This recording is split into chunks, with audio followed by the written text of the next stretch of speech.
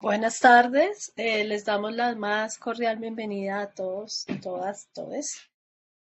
Nos encontramos el día de hoy muy contentos, una reunión bastante de cierre de nuestro año 2022, de nuestro último encuentro de este año, ¿no? Con una invitada muy especial, la doctora Silvia Citro. Muy bienvenida, muy contentas y contentos de tenerte aquí en la casa, digámoslo así. Y pues la doctora Citro nos va a compartir el día de hoy su conversatorio, ¿no? Un conversatorio sobre travesías de una antropología de y desde las corporalidades, de la dialéctica de los cuerpos significantes a la performance de la investigación colaborativa. La doctora Silvia Citro es bailarina, performer y antropóloga. Desde el año 2001 ha participado en grupos de danza de teatro independiente y en el 2003 se doctoró en antropología sociocultural por la Universidad de Buenos Aires. Además, se ha especializado en antropología del cuerpo y estudios de performance, perspectivas interculturales sobre danza, música y ritual, y también pues con propuestas, ¿no? Cogrupales sobre enfoques teóricos, metodológicos sobre las corporalidades. Desde el año 1998 es docente e investigadora y actualmente es profesora asociada, ¿no? Independiente del CONICET. Y desde el 2004 hace parte y es cofundadora del equipo de antropología del cuerpo y el performance, ¿no? Que pues busca como articular muchos investigadores, investigadoras y, bueno, personas interesadas en el tema del cuerpo y el performance. Eh, Voy a nombrar algunos de sus textos, ¿no? Que han sido como textos muy interesantes y significativos para nosotros los que trabajamos cuerpos. Su texto Cuerpos Significantes, Travesías de una etnografía dialéctica y Cuerpos Plurales, Antropología de y desde los cuerpos, ¿no? Cuerpos en movimientos, Antropología de y desde las danzas y Cuerpos y corporalidades en las culturas de América. Entonces, doctora Silvia, pues reitero la felicidad que tenemos de que nos acompañes el día de hoy y muy bienvenida. Gracias.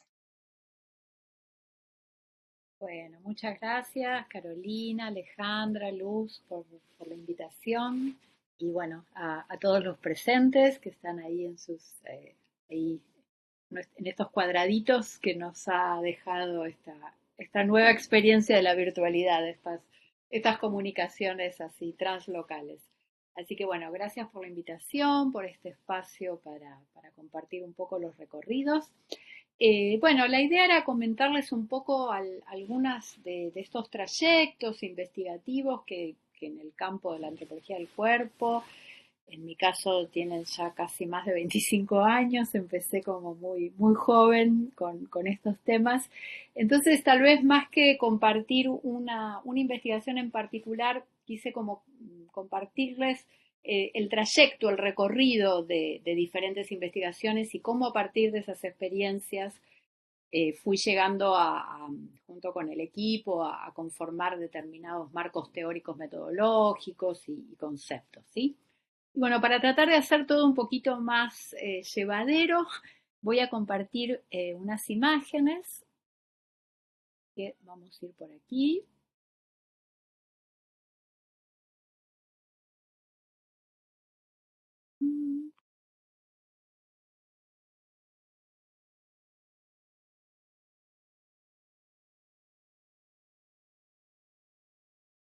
Bien, bueno, ahí se ve. Ahí está muy bien.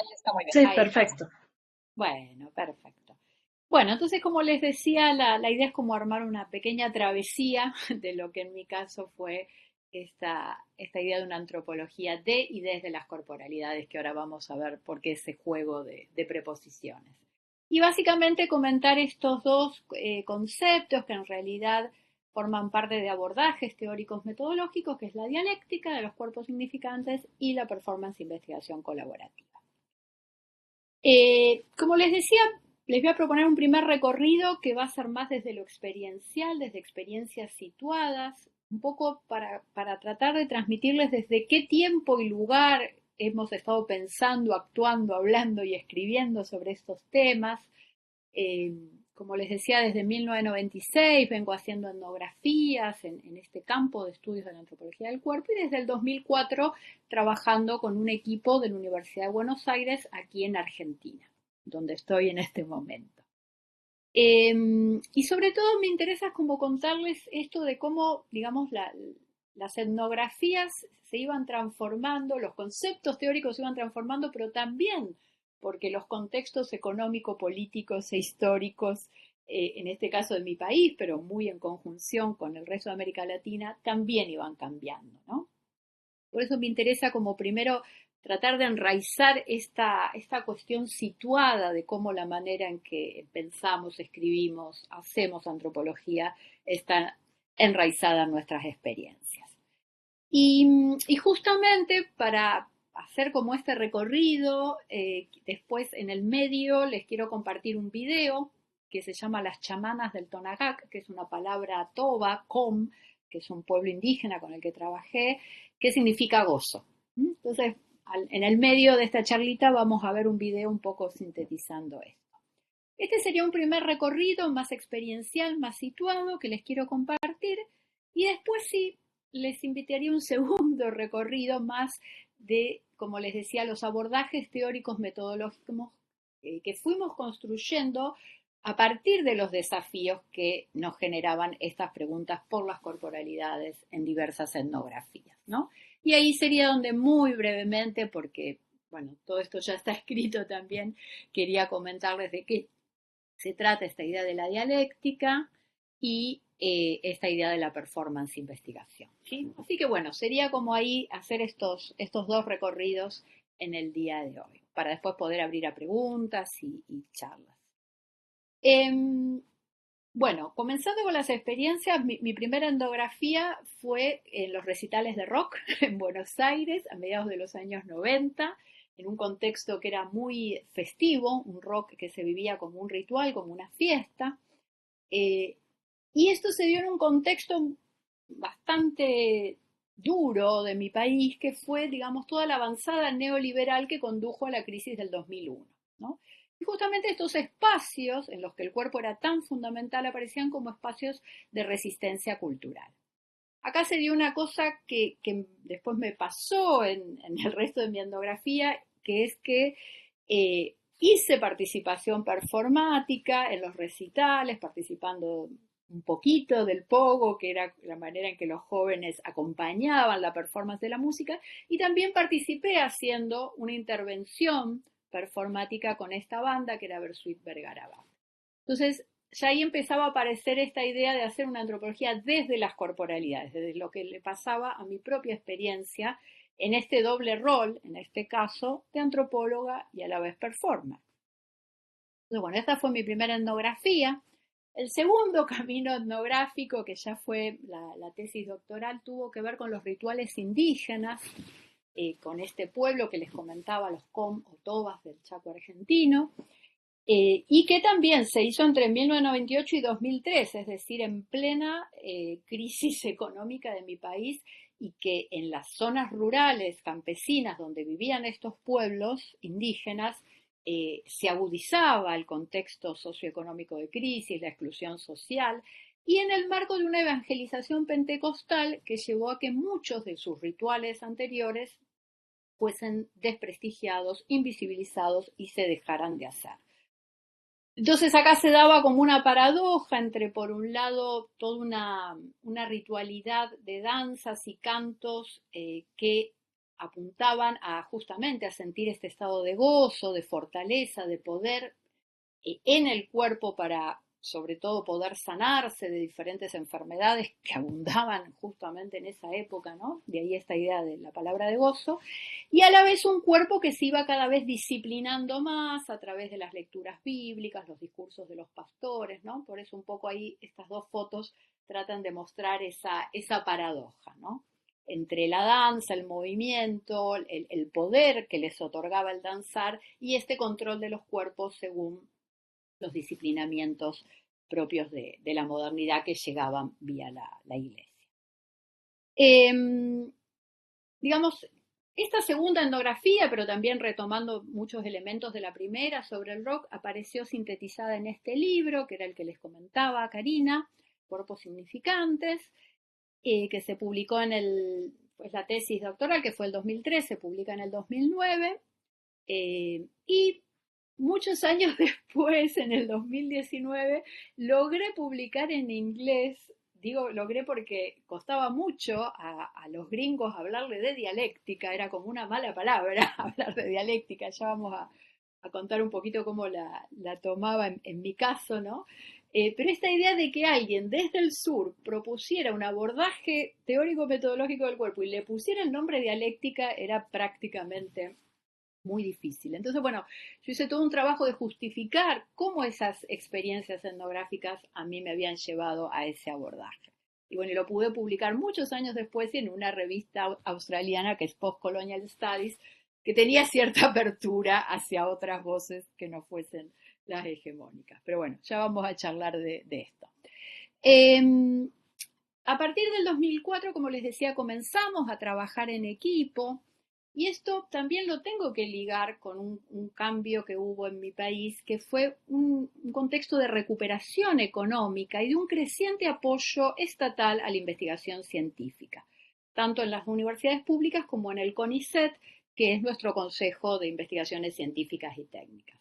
Entonces yo no puedo desligar que la posibilidad de siendo en aquel momento una académica relativamente joven, sobre un tema que no estaba tan legitimado en las antropologías latinoamericanas, pudiéramos constituir un grupo de investigación y que se generaran diferentes proyectos en ese marco. Y justamente a partir de este trabajo en equipo, esta antropología que practiqué, digamos, desde el inicio de mi carrera, se fue haciendo cada vez más interdisciplinar, porque el tema del cuerpo, si bien la mayoría veníamos de la antropología social, fue convocando investigadores que se nos iban uniendo, ¿no? Gente de sociología, de trabajo social, de psicología, de filosofía, de historia, y mucha gente que provenía de las artes, ¿no? Entonces se empezó a conformar un grupo, o mismo en los congresos que íbamos organizando, las mesas sobre cuerpo, digamos, una manera de pensar el cuerpo que, si bien partió desde la antropología, cada vez fue más interdisciplinar y que estaba conformada por personas que, además de investigar en la academia, éramos docentes y a la vez muchos hacíamos prácticas artísticas. Y otra cosa que fue pasando a partir del trabajo del equipo es que mi trabajo original, que venía del campo del rock, ya venía de antropología urbana, me pasé a trabajar ritualidades indígenas, ya era un campo diverso, pero al comenzar a trabajar con otros investigadores que además de lo indígena trabajaban rituales o danzas afroamericanas, mestizas, técnicas de trabajo campesinas, técnicas corporales asiáticas, digamos, nos vimos como expuestos a esta interculturalidad, ¿no? Sobre todo porque en esa época todavía había, digamos, pocos doctorados, pocas personas, al menos en mi universidad, doctoradas en esta especificidad de los estudios sobre corporalidad. Entonces, medio que un poco íbamos conjugándonos gente de diferentes campos que les interesaba esta perspectiva, ¿no? Entonces, bueno, se fue haciendo cada vez más interdisciplinar, nos acostumbramos a pensar en esta comparación, digamos, intercultural, porque nuestros casos eran diversos, pero siempre atravesados por la importancia de la corporalidad. Y en los últimos años se sumó al equipo todo un grupo que está trabajando los activismos feministas y los activismos LGBTIQ, más en los cuales justamente el cuerpo es un medio fundamental para ejercer la protesta política. Bien, parte de estos trabajos están publicados en estas dos compilaciones que les contaba la compañera Karina, la colega, que justamente, bueno, una es del 2010, otro es del 2012. Estos libros tienen algunas traducciones de algunos autores que para nosotros habían sido, digamos, importantes para este giro hacia las corporalidades, como Thomas Sordas, Michael Jackson, Lambeck. En el de Cuerpos en Movimiento también tradujimos a Susan Reed, a Kepler. Digamos, elegíamos hacer unas traducciones de algunos autores como importantes de estos campos. Luego un capítulo que en los dos casos lo escribí yo, que era más genealógico, como que reponía los diferentes abordajes teórico-metodológicos dentro de la antropología del cuerpo y la antropología de la danza, y después estudios etnográficos, etnografías particulares que así venían haciendo los miembros de nuestro equipo y también de otros investigadores argentinos invitados, ¿no? Entonces un poco son un estado de la cuestión en esa época que, bueno, ya son 10 años atrás, el tiempo pasa. Bien, entonces a partir de toda esta experiencia de trabajo en equipo, surgió la posibilidad de empezar a hacer investigaciones colaborativas con los pueblos originarios. Esto a partir del 2005, ¿no? Y acá hablo ya de investigaciones colaborativas porque a diferencia de la etnografía más tradicional, ¿no? Estoy hablando de formas de investigación participativa, investigación-acción, en la cual los que antes eran sujetos investigados, digamos, participan muy activamente en las problemáticas a investigar, la obtención de la información, la interpretación y análisis, y en muchos casos son coautores de esos productos de la investigación, ¿no? Y muchas veces, como ya sabemos, estas investigaciones colaborativas tratan de resolver como alguna problemática o responder a alguna demanda de las comunidades. Y justamente este cambio de esta etnografía, bueno, no lo llegué a decir, pero digamos, yo me dediqué mucho a recuperar y a reconstruir muchas de esas danzas, de esas músicas, de esos rituales performáticos que ya no se hacían porque, digamos, las nuevas iglesias evangélicas lo prohibían o lo desalentaban. Entonces hice mucho trabajo de reconstrucción sobre esa parte de las expresiones culturales que se estaban perdiendo, ¿no? Y justamente este trabajo colaborativo también se empezó a hacer porque los jóvenes, digamos, y muchos de los hijos con los ancianos con los que yo había trabajado en los 90, estaban en un contexto de volver a recuperar sus tradiciones, ¿no? O de volver a recuperar sus prácticas culturales del pasado, ¿no? Y obviamente esto también tuvo que ver con un cambio en las políticas culturales, que es la promoción del multiculturalismo, la visibilidad y revalorización que se le daba a estas prácticas vía los procesos de patrimonialización. Todo esto igual enmarcado, obviamente, como ya sabemos, con los procesos de desigualdad y de reproducción de las diferencias que también trae el neoliberalismo. Pero en ese momento, para los que trabajábamos con pueblos originarios, realmente ese cambio en las políticas culturales, no solo en mi país, sino en muchos de Latinoamérica, damos en cuenta que en el 2003 se promueve, digamos, las leyes vía la UNESCO de patrimonio intangible, patrimonio cultural inmaterial o intangible, como se lo llamaba. Entonces realmente hubo otra visibilidad de estas políticas. Entonces, bueno, en esa época, por ejemplo, hicimos talleres sobre la lengua y la historia con otro grupo indígena, los Mocoit, también del Chaco argentino. Entonces hicimos los primeros libros en coautoría, donde los ancianos eran parte de, digamos, autores de estos libros en los que reconstruíamos estas danzas. Aquí era muy importante también ya la participación performática, porque como ustedes imaginarán, para explicar una danza no hay otra manera que muchas veces que no solo contarla con palabras, sino hacerla desde el movimiento. Entonces, bueno, un poco ahí esas fotos intentan mostrar lo que algunos autores llamamos esa participación observante, ¿no? Donde ese cuerpo activo, en movimiento y inmerso desde su sensibilidad y su movimiento en las prácticas culturales también contribuye, en este caso, a documentar, por ejemplo, estas danzas. Y ya justamente en un contexto en que los ancianos se animaban más a compartir sus memorias, ¿no? Donde ya esta revalorización incidía en nuestros trabajos de campo. Y en esta misma línea, en el 2010, iniciamos un proceso también de danza y memoria dentro de este pueblo COM, pero digamos en otras comunidades en las que no habíamos trabajado.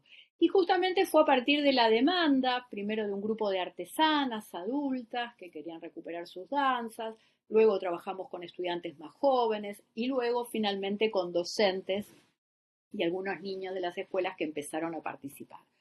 Todos estos trabajos, todo este trabajo fue entre el 2010 y 2014, solo los podíamos hacer en un colectivo, o sea, son trabajos que ya difícilmente los puede hacer una antropóloga sola.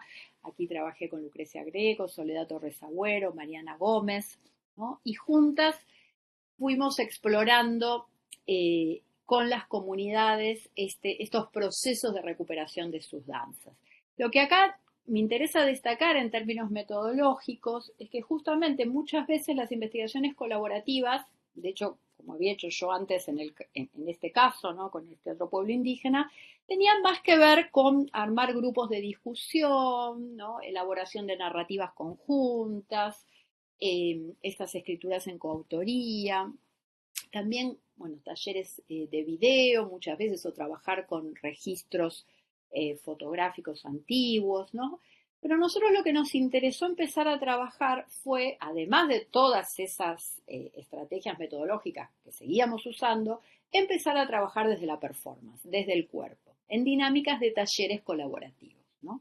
Por eso decimos que lo que hicimos ahí, estos talleres sobre la memoria de las danzas, empezaron a ser parte de esto que después llamamos performance investigación, es decir, donde se investiga y se documenta la información desde la misma performance, ¿no? Entonces había muchas propuestas colectivas, trabajos de talleres más desde la expresividad corporal, recuperando las técnicas cotidianas del cuerpo, y no solo las memorias, ¿no? Pero ya desde una dinámica de taller que era diferente a la participación observante que, por ejemplo, surgía en una entrevista, como mostraba en el caso anterior con este anciano. Entonces, aquí es donde empezamos a hablar de performance investigación y ahora vamos a seguir con ese concepto. Igual paradójicamente después de todo esto fue que lo que la comunidad necesitaba y nos pedía era un libro, ¿no? Porque la mayoría de los docentes querían tener como todos estos saberes que habíamos documentado en las etnografías anteriores, pero también en estos talleres, como compilados en un solo trabajo. Entonces terminamos armando un libro que es Memorias, Músicas, Danzas y Juegos de los COM, pero que tuvo la particularidad de también tener muchísimas propuestas pedagógicas que derivaron de estos talleres que fuimos haciendo en esos años, ¿no? Entonces, el libro, digamos, documenta, reconstruye todas esas expresiones rituales y estéticas propias de estos pueblos, pero a la vez trae propuestas pedagógicas para intentar trabajar en el aula. Y lo que no dije que es muy importante es que, a diferencia de los libros académicos anteriores, estos libros colaborativos, en coautoría con docentes, con ancianos de los pueblos indígenas, se publicaron por la universidad y se distribuyeron gratuitamente. Y de hecho están disponibles en internet para quien los quiera bajar. Cosa que uno no puede hacer con las editoriales comerciales tradicionales, ¿no? Bien.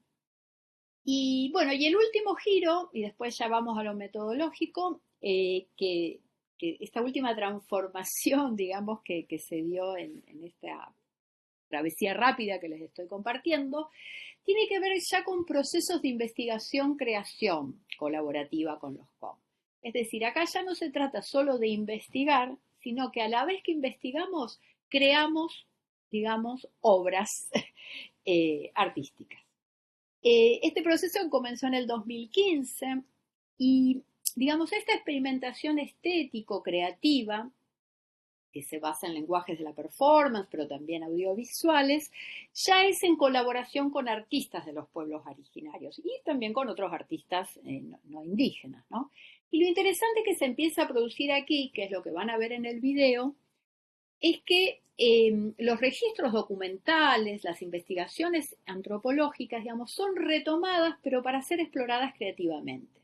Y esto lleva a la mezcla, a la combinación de materiales documentales y materiales ficcionales. pero basados en esa investigación antropológica.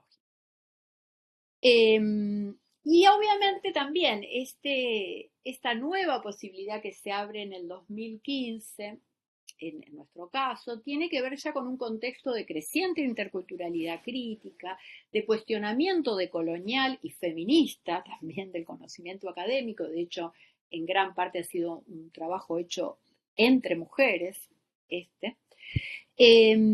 que viene, bueno, todas estas transformaciones que vienen cuestionando los modos de saber hacer de lo académico. Bueno, este proyecto tuvo varias derivaciones, nosotros lo llamamos justamente proyectos transmutaciones porque va transmutando, ¿no? Y como les decía, si bien retoma nuestras investigaciones sobre la cosmovisión y los rituales com, fuimos colaborando, por ejemplo, con una cantante que ahora la van a escuchar, una cantante y actriz toba, Emma Coagneri, un grupo de danza teatro, Poknolek y Be Forever, que es un grupo toba, pero que hace pop coreano, ¿no? Para ver estas hibridaciones, y un dúo de rap originario que es Esquina Com, de los hermanos López, que ahora vamos a compartir su música. Lo que quiero, digamos, plantear aquí es que en estas primeras colaboraciones éramos un poco las antropólogas y a la vez artistas las que sincronizábamos o coordinábamos estos procesos de investigación-creación, invitando a los artistas a participar, ¿no? Bueno, esto tuvo la forma de videos performance, una instalación performática donde hubo músicas, danzas, teatralidades, proyecciones audiovisuales, ensayos fotográficos, que son algunos de los que están viendo aquí. Digamos, pero en este primer momento eran como proyectos que impulsábamos desde el equipo en base a nuestros materiales de investigación y en los que los artistas eran invitados a colaborar. Lo interesante que pasó es que en los últimos años se invirtieron los roles y en este proceso, digamos, de empoderamiento, podríamos llamarlo, son los artistas com los que nos invitan a nosotras como equipo a colaborar con sus proyectos, ¿no? Entonces, bueno, en este momento estamos... entonces ahí nosotros hacemos generalmente el trabajo de producción artística y somos asesoras de este proyecto de investigación-creación.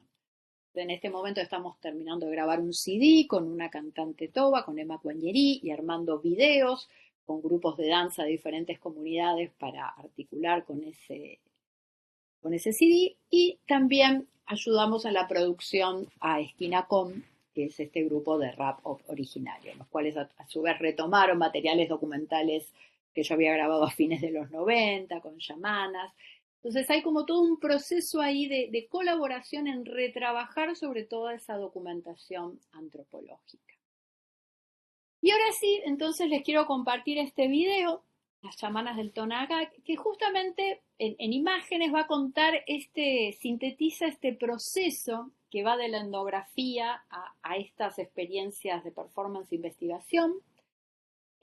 Van a ver que es un video que apela a la estética del montaje, combinando archivos fílmicos, históricos en blanco y negro, con materiales etnográficos documentados por mí, también por Soledad Torres Agüero, que es otra investigadora del equipo, y también por una de mis maestras, una de mis directoras, Irma Ruiz, que trabajó en los 70 en esas comunidades. Entonces hay 3 generaciones de antropólogas, mujeres.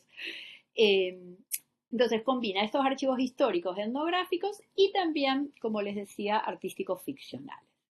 Y justamente trabajamos a propósito una estética de la yuxtaposición, de la superposición y del diálogo entre estos fragmentos que tienen orígenes culturales, espaciales y temporales. Buscamos explícitamente alejarnos del discurso de la linealidad narrativa o del discurso ilustrativo. Tenemos otros videos documentales tradicionales, pero en digamos que apelamos a esta estética. ¿Y por qué?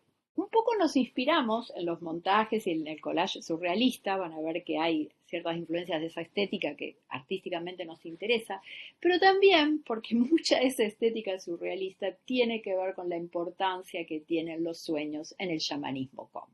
Entonces, no es una influencia solo tomada, digamos, de las vanguardias europeas, sino que hay ahí como una convergencia, diría, entre esa influencia que como artistas occidentales tenemos y esa conexión que como antropólogas hemos tenido con el mundo chamánico y el mundo de los sueños. Bien, y el video recurre a una técnica que a la gente de audiovisuales llama found footage, que es como el material encontrado, ¿no? Son montajes con materiales del pasado, pero que al ser reapropiados y vueltos a ensamblar, al producirse esa operación de recontextualización, permiten generar nuevos sentidos, ¿no? Pero lo interesante, o lo que a nosotros nos interesa, es que no se pierde el archivo original, sino que el efecto de sentido se produce al ser recontextualizado. Y esto lo digo porque queremos alejarnos de todo lo que implique una espectacularización o un proceso de estilización de lo indígena hacia otras estéticas.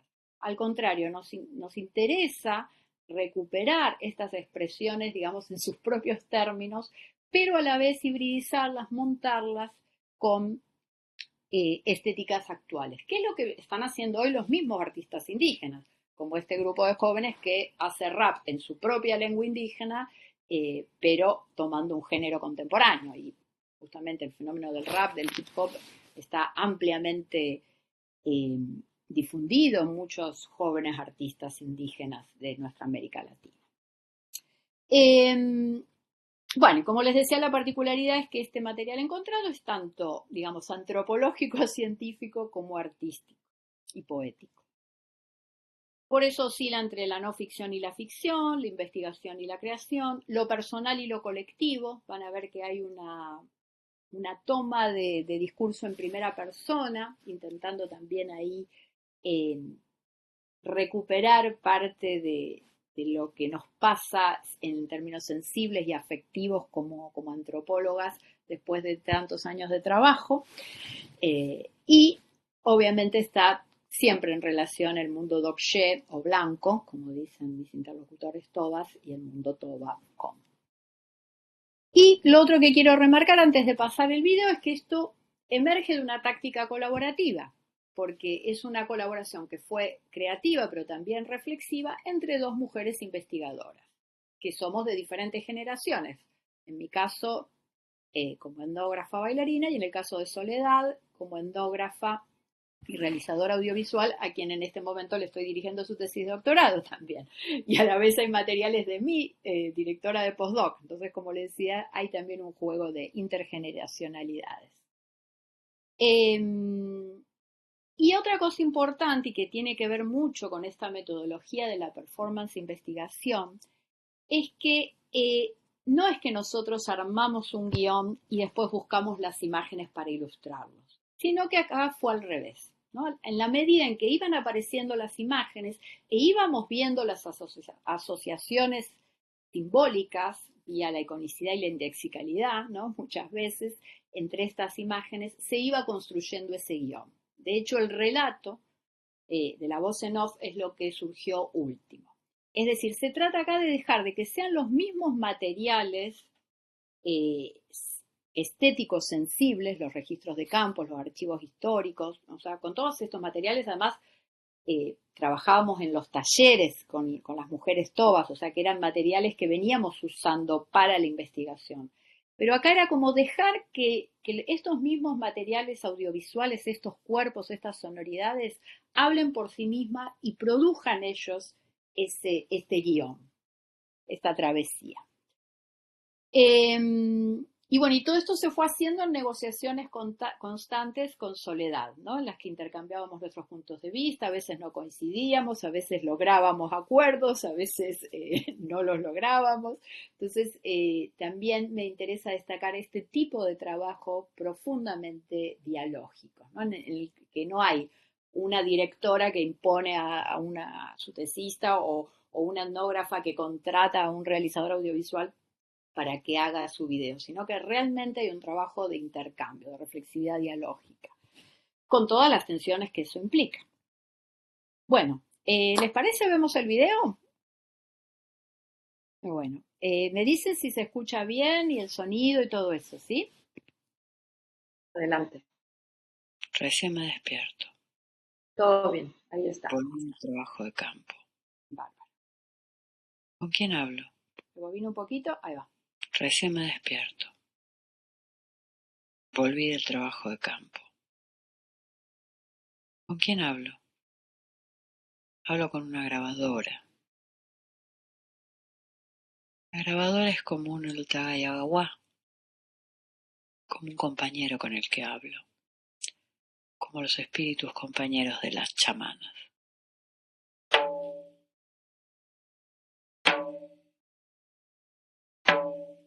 Me costó mucho encontrar cuál era el guión.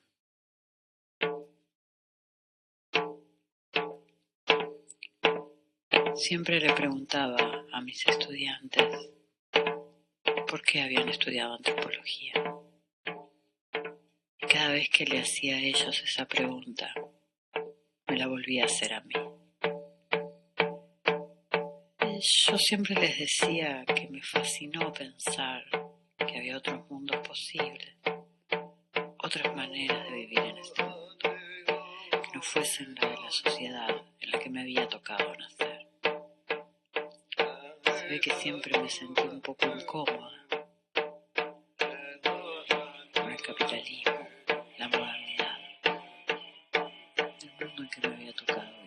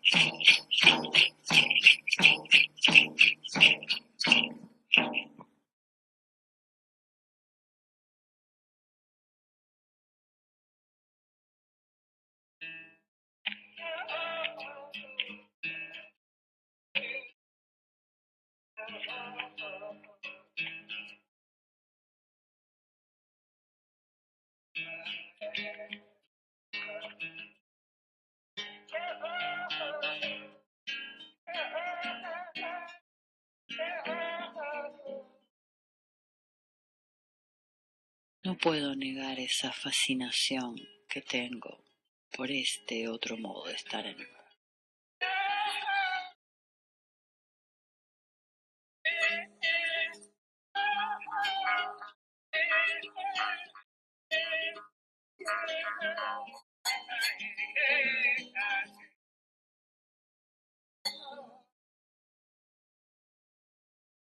Hay algo de eso que me fascina. Cada vez que vuelvo al campo, vuelvo con esa sensación.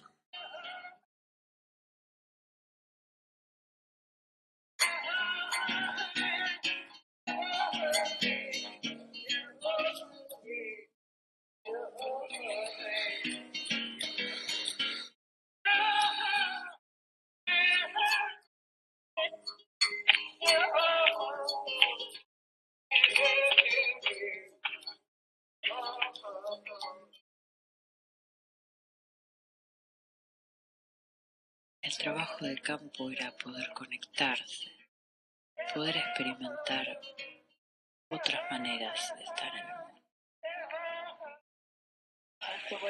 ¿Y por qué le pusieron Guayoé? Guachoé.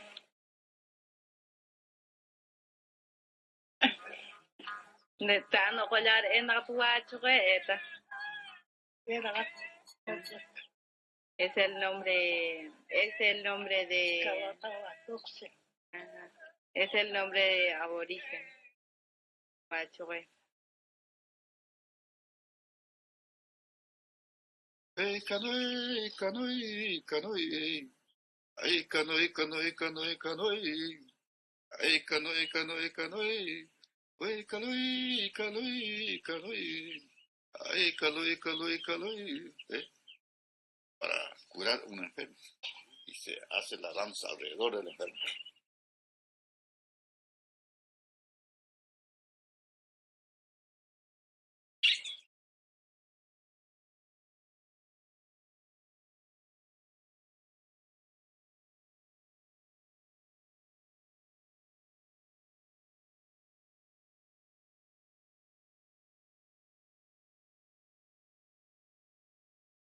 hablar con Chetolé, con las chamanas, las Piogonagá, que hablaban con esos seres no humanos.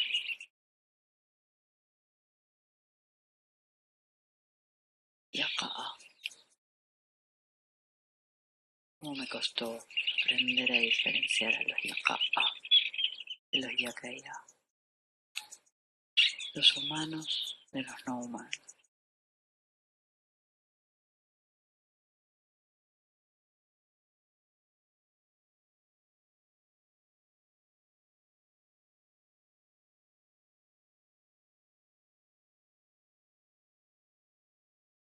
Un día, Esperanza Yeguemí, la hija de Chetolé, me dijo que me iba a hacer la danza del tigre. Y yo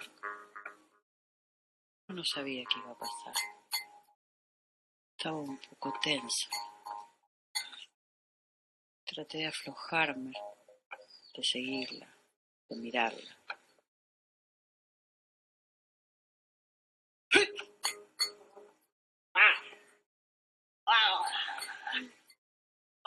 Hasta que ella se transformó en un tigre.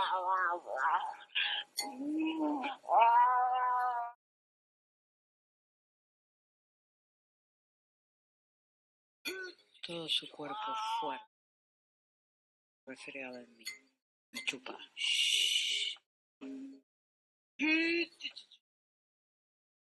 Decía que su cuerpo era muy fuerte y el mío era muy débil.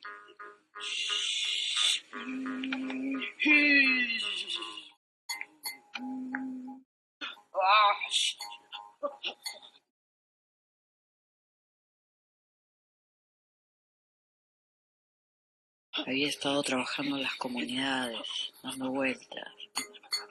Yo no estaba muy bien en esa época. Fue justo en la crisis del 2001 en la Argentina. La economía, la política y hasta mi propio cuerpo. Todo estaba por estallar.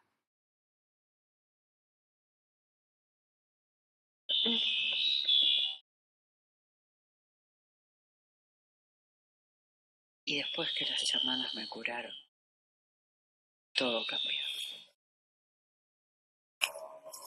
Creo que ahí me encontré con mis ultragaños, de espíritus compañeros, los de la música y la danza. Hacía muchos años me habían alentado a bailar.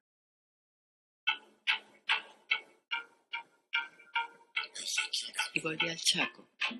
Y nos animamos a ensayar otros modos de investigar y crear. Y danzamos con Congolés, cantamos con Emma, con los esquinos.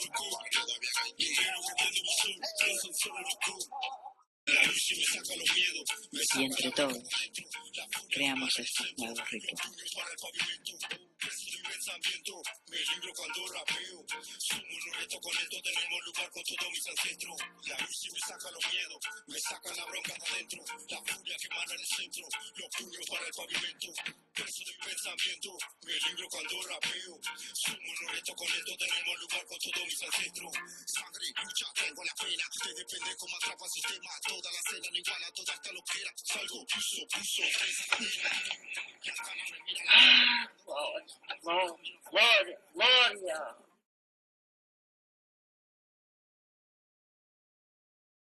No mira cruzado, no hablé de ninguno. Pero rompe la cadena, te salta en el muro. Van a sacarme mi puesto, lo duro. Los negros que entienden mi son, no son solo los com. Los negros que entienden mi son, no son solo los com. Los negros que entienden mi son, no son solo los com. Los negros que entienden mi son, no son solo los com. La luna refleja mi mano en el río. Niños tiene más frío, piedras y piedras cayendo al vacío. Estamos, no estamos, parece lo mismo. Niño con vicio, no quiero prejuicios. Yo tengo principios, ideas, proyectos. Letras que avalan todo mi trayecto. Hacia el ritmo conecto, río corre por el barrio. Da mi locura, yo traigo cultura, matando fisuras que vuelan a altura y es más. A la junta me quema la pinta, los pinta hoy pintan en quinta porque la pastilla pa' loco gratuita. Los pinta hoy pintan en quinta porque la pastilla pa' loco gratuita. Los negros que entienden mi son, no son solo los com. Lo negro que entiende mi sol no son solo los condos. Lo negro que entiende mi sol no son solo los condos. Lo negro que entiende mi sol no son solo los condos.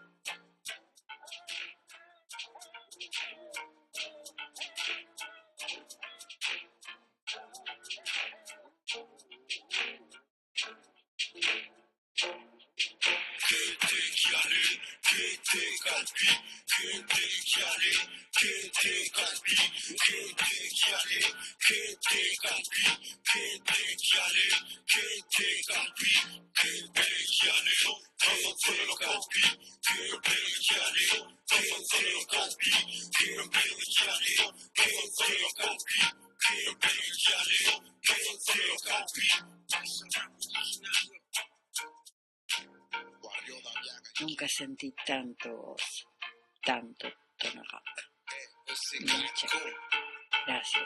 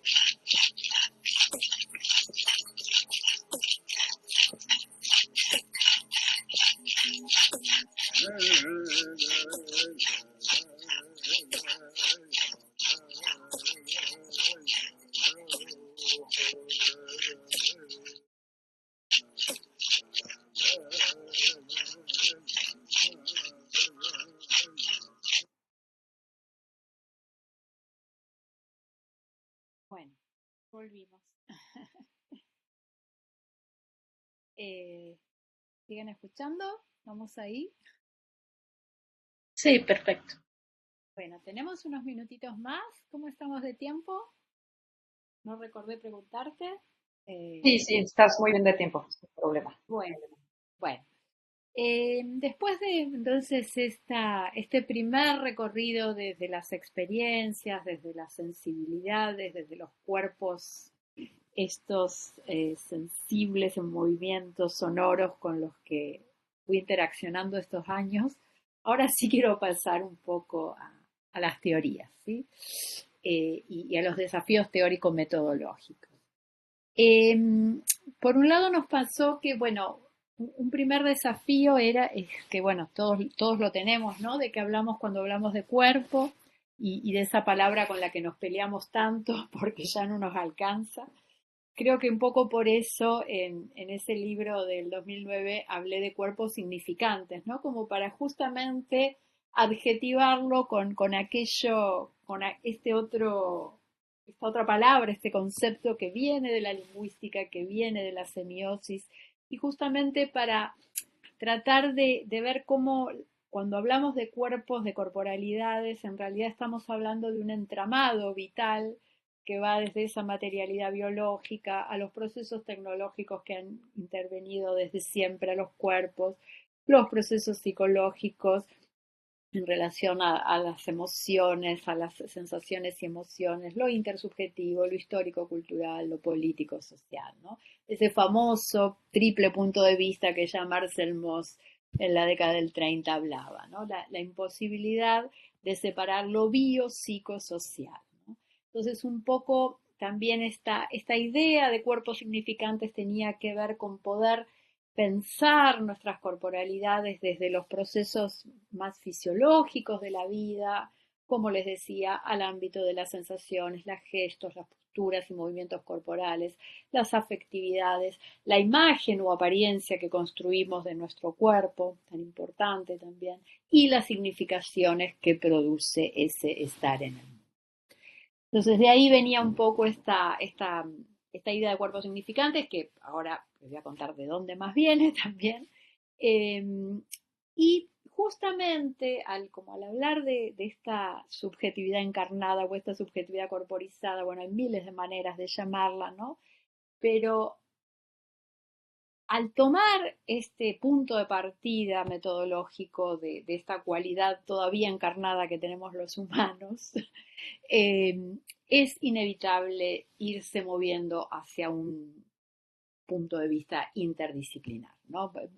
Digamos, tiene que ver con esto que han demostrado los estudios sobre la corporalidad, sobre la subjetividad, que cada vez son más interdisciplinares. ¿Por qué es eso? No podemos segmentar el bios de lo psíquico, de lo social, de lo semiótico, etc. Entonces, bueno, un primer desafío teórico-metodológico era lidiar un poco con esa interpelación que nos trae el dedicarnos a tratar de entender la cultura, la subjetividad desde este punto de vista encarnado.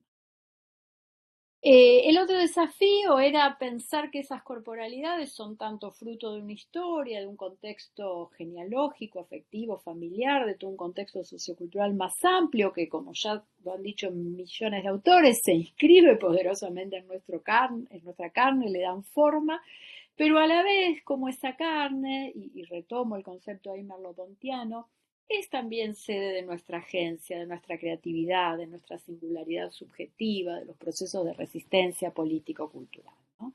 Entonces, prácticamente la imposibilidad de pensar hoy las corporalidades si no es en esta tensión entre que son objeto de poder, de relaciones de poder, de genealogías, de contextos, pero a la vez son la encarnación de nuestra agencia.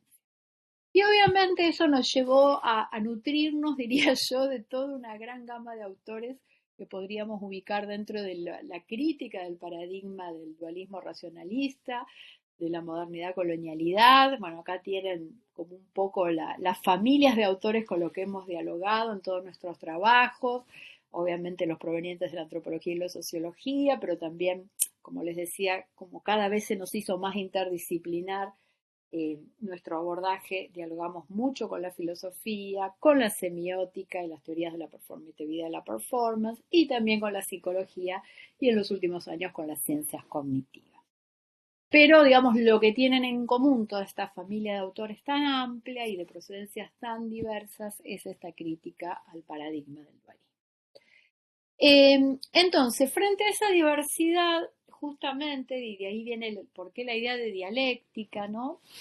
Sobre todo piensen que esto fue un poco gestado a inicios del 2000, o sea, esto es la tesis de doctorado del 2003, en la cual por un lado estaba toda esta familia de autores que pensaba el cuerpo como objeto, ¿no? De técnicas y representaciones culturales, hábitos, discursos que preexisten al sujeto, que se reiteran en el tiempo y en el espacio y le dan forma a nuestro cuerpo, desde Derrida, Foucault, Bourdieu, Butler, digamos, toda esa línea que surge con el estructuralismo y se continúa en el postestructuralismo. Entonces, sobre todo en América Latina en esa época estaba como medio dividido la cosa entre los que tomaban esta familia de autores, y los que tomaban la otra familia de autores, que era la de las fenomenologías existencialistas, sobre todo a partir de la obra de Merleau-Ponty y un poco su recuperación antropológica en Sordas en Jackson, donde el cuerpo era visto desde el otro polo, como una dimensión productiva, significante, ¿no? Constituyente de la subjetividad y de la cultura. Entonces, la idea de empezar a hablar de dialéctica era por la necesariedad que tuvimos en ese momento de dialogar con igual fuerza y con igual intensidad con ambas líneas teóricas, que, insisto, estaban un poco como peleadas al principio, sobre todo en los estudios latinoamericanos de fines de los 90, principios del 2000.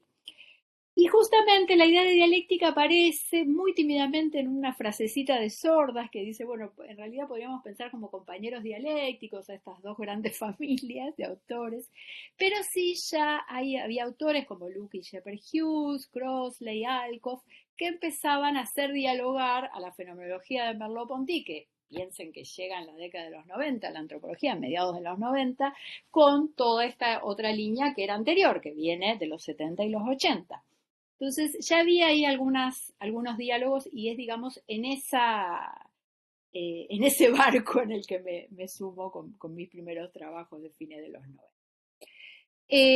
Y además, bueno, digamos, justamente esa tensión dialéctica es la que muchos autores también ven en el mismo trabajo de campo y en esta idea de la observación participante, ¿no?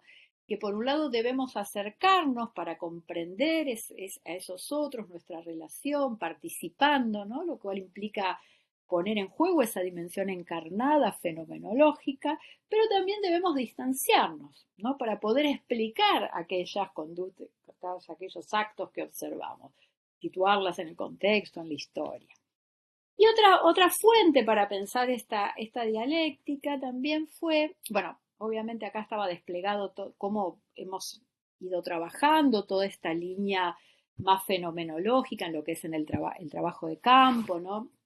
Planteamos ya muy tempranamente esta idea de hacer una antropología más multisensorial, en la cual los distintos modos perceptivos y de atención sean puestos en el trabajo de campo. Esto de la participación observante que hablábamos antes, ¿no?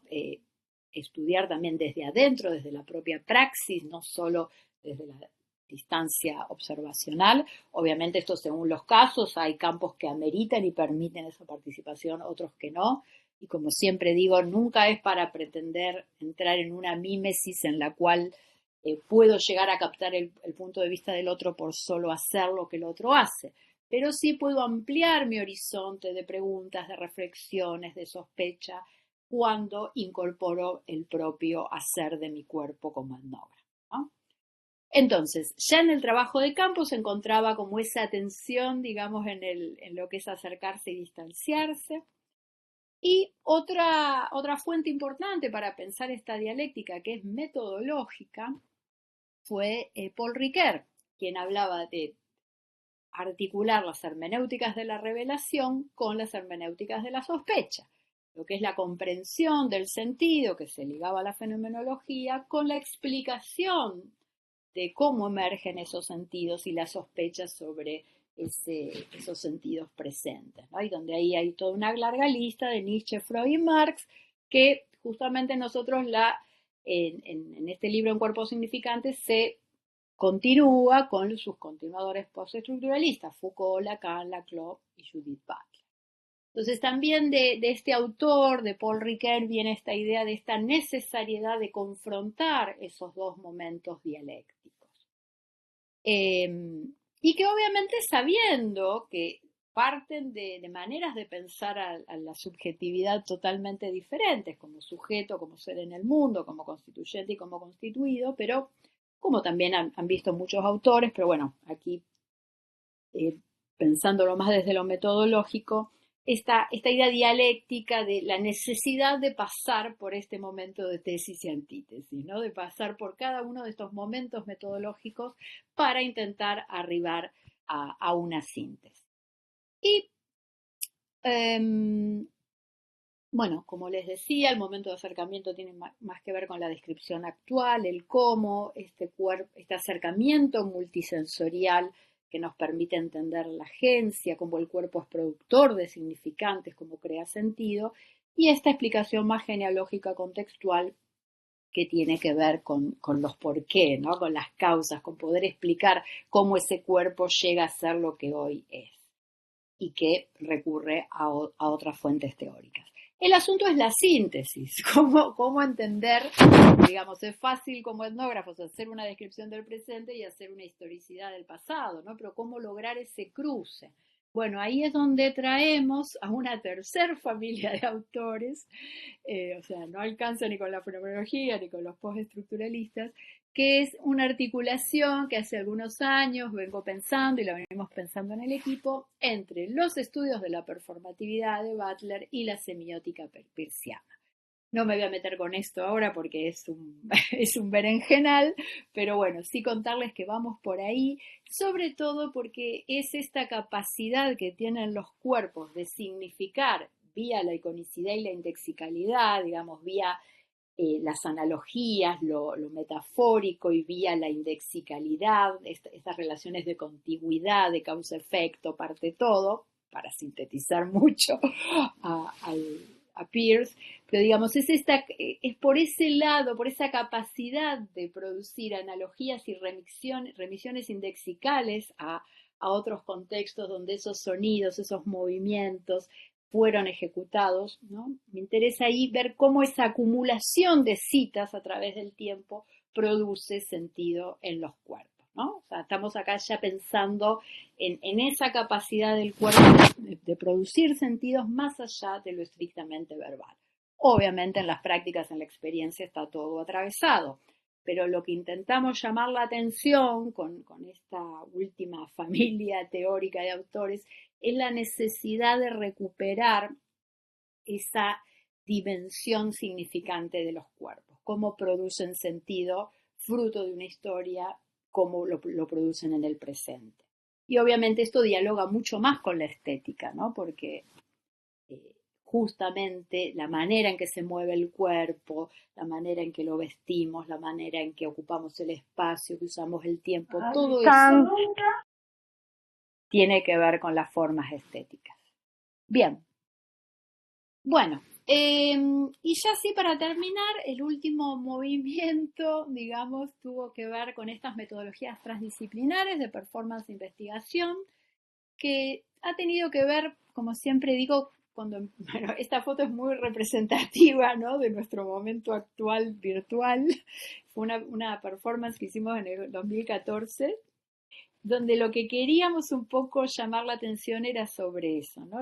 Cómo en el medio académico, en la performance académica, somos eso, muchas veces, una cabeza parlante, ¿no?, en el cual la diversidad de posturas, gestos, movimientos corporales, sonoridades y emociones suele reducirse a la preeminencia de una postura, sentada, dos sentidos, vista y oído, y al lenguaje de la palabra oral y escrita, así como a cierta neutralidad o moderación emocional que se ve como correlato de la famosa objetividad. Entonces empezamos a sospechar por qué. ¿Por qué la academia tenía que tener estos cuerpos? ¿Por qué en la academia no podía haber otras corporalidades? Sobre todo porque como antropólogas sospechábamos que ese modelo ontológico y epistemológico dualista en América Latina, digamos, o sea, no es solo heredero de Descartes y el racionalismo y el iluminismo francés, etcétera, etcétera, sino que también, como han señalado los autores decoloniales, tiene una dimensión histórica y geopolítica. Porque justamente lo que ha hecho la modernidad es operar paralelamente al proceso colonial. Y fue ahí donde se produce lo que muchos autores llaman un epistemicidio de muchos de los modos de saber hacer indígenas y afroamericanos, donde no existían estas formas, ¿no? Epistemicidios o en algunos casos invisibilizaciones.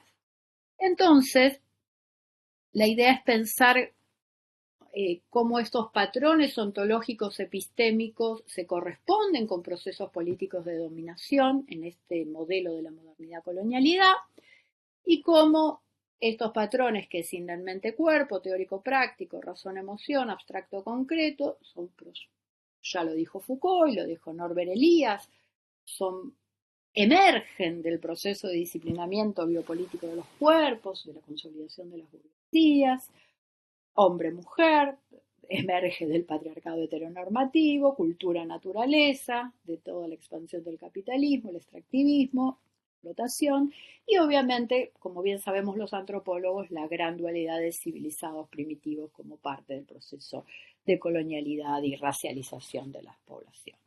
Entonces, lo que queremos llamar, todas estas cosas ya las sabemos, pero lo que queremos llamar la atención, o queríamos en esa época, era pensar que este patrón ontológico y epistémico que es hegemónico en la academia no lo podemos desligar de estos procesos políticos de dominio.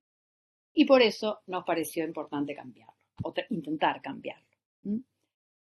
Entonces fue ahí que comenzamos a ensayar estas metodologías que incorporaban la performance, la producción individual, tanto en los congresos y nuestras prácticas de divulgación académica, como en la docencia universitaria, como en la investigación con los grupos sociales.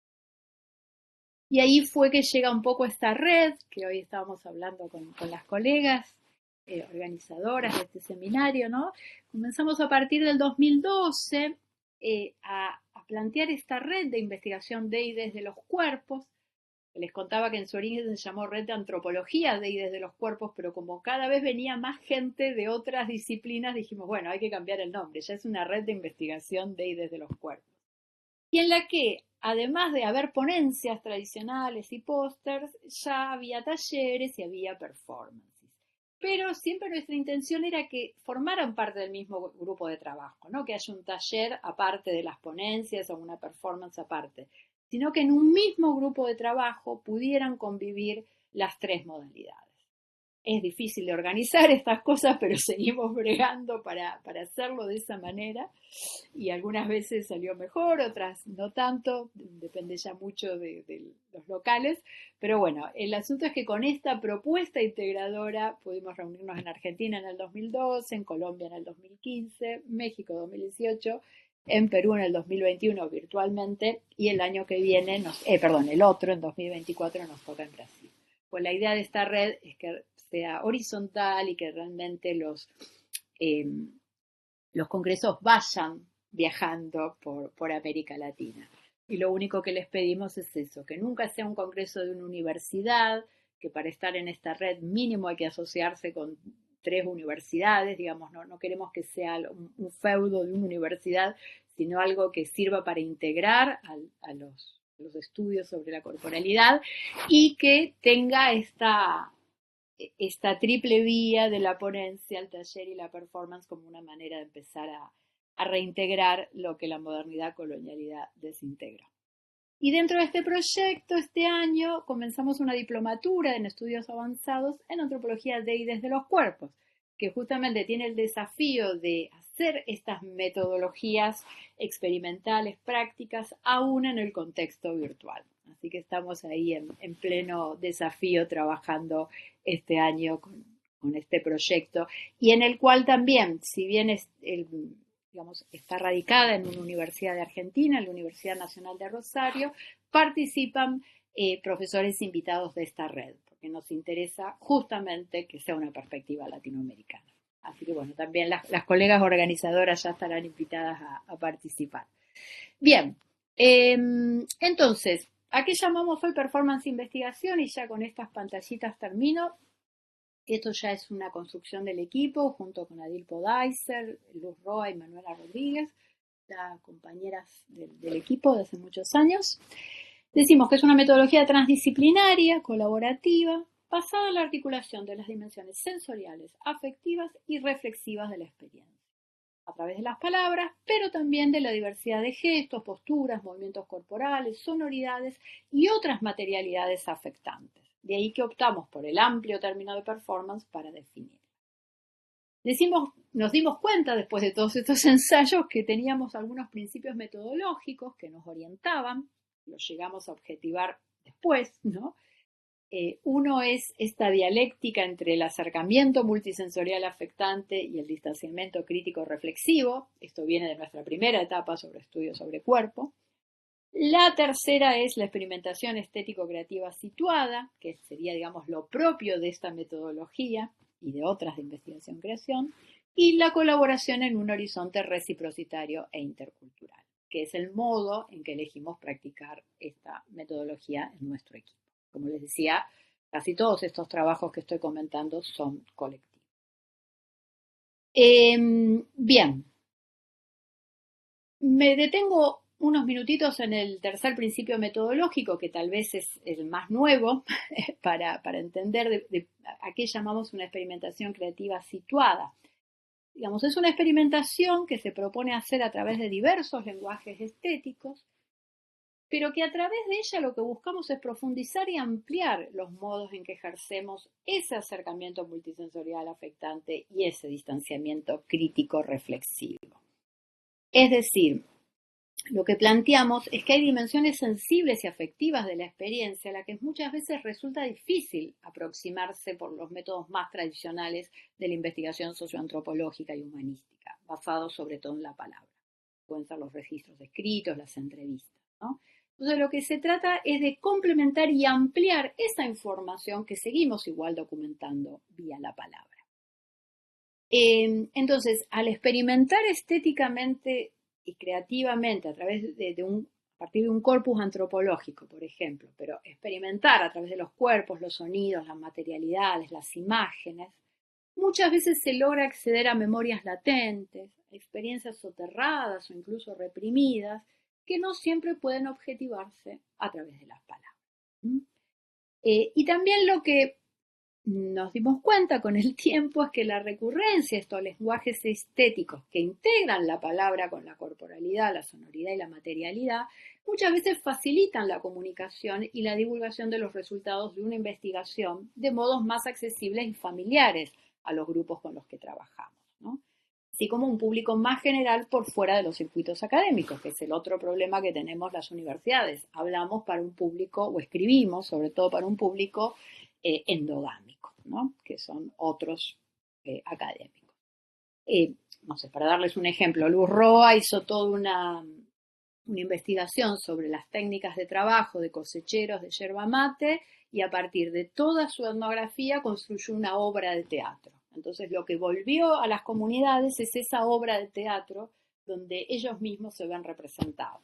Y ahora en una segunda etapa está haciendo esa misma obra o digamos transformándola, mejor dicho, a partir del trabajo con jóvenes dentro de la obra, ¿no? Entonces, es esta manera de comunicar también los resultados, a veces de etnografías que siguen siendo tradicionales, pero con otros lenguajes más allá de lo escrito.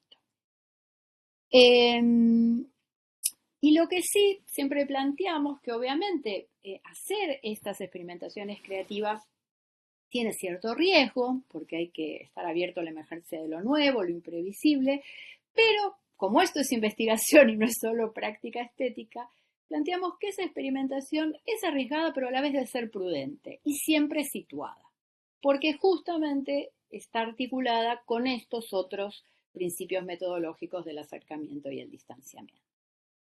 Y eso sería lo que la diferencia de una creación artística performática, digamos, no basada en la investigación y de una etnografía clásica. Es ese intercambio, digamos, y ese carácter transdisciplinar. Y lo último que planteamos es que esto difícilmente puede realizarse de manera individual, que requiere siempre de trabajos colaborativos, ¿no? Que estimulen los intercambios reciprocitarios y también esta apertura a la interculturalidad, que es un poco el proceso que les contaba más actual que estamos teniendo y del cual vieron algunas imágenes en el video de estas colaboraciones entre antropólogos, artistas indígenas y no indígenas. Y ahí también, si bien inicialmente esta idea de la reciprocidad fue un horizonte ético y político que nos viene de todo el trabajo con los pueblos indígenas, donde su vida social se rige por el principio de la reciprocidad, también nos dimos, y en ese sentido buscábamos diferenciarnos de los procesos de investigación centrados en la individualidad y en la competencia, también nos fuimos dando cuenta que además de ser un principio ético-político, servía en términos epistemológicos esto. ¿Por qué? Porque favorece el ejercicio de los otros principios. Es decir, resulta muy difícil ejercer el distanciamiento crítico-reflexivo o experimentar creativamente desde un pensar-hacer que sea solo individual y que tienda a autolimitarse a los propios marcos culturales, ¿no? En los que uno ha sido socializado. Entonces, realmente la colaboración con uno u otro de otra cultura, como ya decía Tausig y otros autores, nos hace dudar de nuestros propios conceptos. Entonces, aquí también la interculturalidad y la reciprocidad permite, digamos, intensificar ese movimiento de distanciamiento de nuestras propias categorías. Y además, porque obviamente los modos de interacción social que siguen reproduciendo las jerarquías, las diferenciaciones asimétricas, suelen obstaculizar sobre todo ahí sí el acercamiento multisensorial. O sea, es difícil plantear una relación de acercamiento sensible en una investigación, en una etnografía, cuando seguimos reproduciendo estas jerarquías. Entonces, bueno, digamos que esta cuestión de lo colaborativo tiene un fundamento ético-político, pero creemos que también contribuye epistemológicamente a desarrollar nuestras investigaciones. Y bueno, lo último, decir que nosotros hablamos de estrategias metodológicas porque es algo que se despliega, digamos, tácticamente, es decir, requiere una particular atención sensible y reflexiva a las especificidades de cada grupo y contexto histórico y sociocultural con el que trabajamos, así como el devenir de las experiencias intersubjetivas que se van generando. Es decir, uno nunca llega con una propuesta de taller y la hace tal cual la planificó, sino que hay que estar profundamente abiertos a ver qué es lo que va emergiendo. O sea, si ya la etnografía implica esta apertura táctica, más aún estas metodologías participativas y performáticas. Hay que estar dispuesto a ser transformados por los campos, ¿no? Por eso siempre decimos que es una invitación a escuchar, a ensayar y a crear con otros. De hecho, muchas veces decimos que nosotros vamos con varias estrategias y uno ahí en el momento va viendo qué es lo que se puede hacer y lo que no en estas metodologías. Por eso decíamos, si bien esto siempre se recomienda para cualquier metodología cualitativa, más aún cuando está comprometido el propio cuerpo sensible, ¿no? Donde hay un mayor riesgo ontológico, podríamos decir, porque muchas veces estas metodologías movilizan, como veíamos antes, cosas que están reprimidas, soterradas, entonces hay que ser muy cuidadoso y muy táctico. Por eso decimos que estos principios, si bien nos dan cierta certeza, la táctica implica reconocer nuestra falta de certeza y nuestra falta de poder para actuar en cualquier campo en el que vayamos a hacer estas investigaciones o estas investigaciones creaciones, ¿no? Por eso son estrategias metodológicas siempre situadas, abiertas y flexibles y que suelen ser modificadas por las vicisitudes de cada contexto y su devenir. Entonces, no se trata de una cuestión en la que todo vale, de improvisación creativa, sino que al contrario, ¿no? Se trata de poder situar en cada contexto estas experimentaciones. Así que bueno, y ahora sí terminando, lo que buscamos con todo esto, o cuáles son nuestras hipótesis esperanzas, como a veces decimos, es promover en términos epistemológicos, promover una diversificación y ampliación de las formas de conocimiento y reflexividad, al profundizar en estos distintos modos sensoperceptivos y afectivos inherentes a todo proceso conocente, pero que se han tendido a invisibilizar en los formatos académicos tradicionales de las ciencias sociales y las humanidades. Y en términos políticos, favorecer la emergencia de modalidades participativas que involucran relaciones más simétricas, así como un mayor grado de agenciamiento individual y colectivo. Por eso un poco el video termina diciendo, nunca sentí tanto gozo, ¿no? Tanta alegría como es cuando pude volver a trabajar ya colaborativamente con los COM y no solo como etnógrafa que pregunta, por más que igual sigo valorando todo ese trabajo y no lo desmerezco, pero fue una gran alegría poder volver desde un lugar mucho más simétrico y realmente más de intercambio. Que no es que no lo tuviera la etnografía, pero hay como un plus que se da en estas metodologías, en poder firmar un libro en coautoría, por ejemplo, ¿no? Que realmente da gozo, como dirían los COM. Y bueno, y justamente creemos que estas metodologías también, como diría Spinoza, suelen convocar más fácilmente las pasiones alegres, las cuales también son fundamentales para despertar el deseo del saber y también articular estos procesos de empoderamiento y resistencia política frente a las múltiples violencias que aún vivimos en nuestro continente, en esta partecita del mundo. Bueno, muchas gracias y no hablo más, que hablé mucho.